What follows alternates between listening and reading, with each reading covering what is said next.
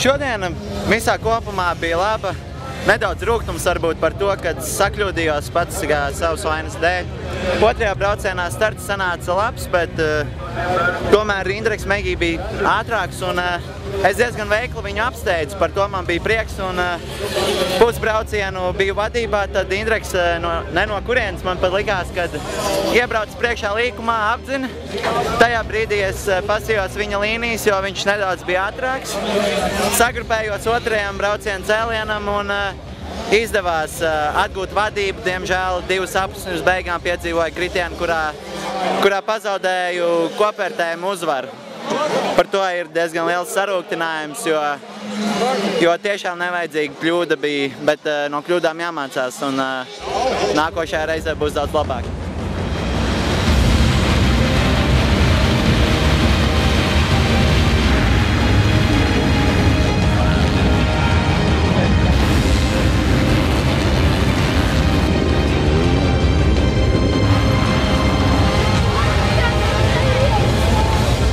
Esam Viļakā, Baltā Brieža mototrasē. Kopvērtējumā esmu 2. vietā MX2 klasē un pa lielam viss izdevās. Varbūt gribēju būt pirmais, taču nedaudz ar veselību bija problēmas mugursāpēji un kā arī 2. braucienā starts netik labi padevās, bet ātrums bija labs. 2. braucienā labākais apļalaiks, arī 1. vieta. Un neko trasa bija ļoti ātra, bija šodien bija 2 konkurenti, Tomas Švilēka un Indreks Megī. Tad ar tiem visu dienu šodien arī cīnījāmies un rezultātā 2. vieta.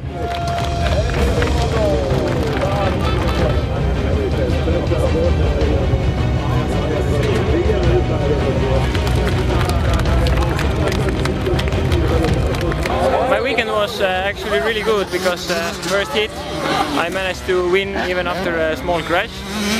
But second race, not so good start. Made myself first and unfortunately I lost my front brake, so I had to finish solid top 3. And I had a little bit luck and I was second. Totally I took the win again.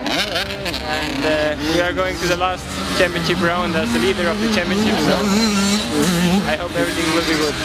I would like to thank my father, all my sponsors from Estonia. I would like to thank Ghetto MX team for hosting me in Latvia and everybody who came here today.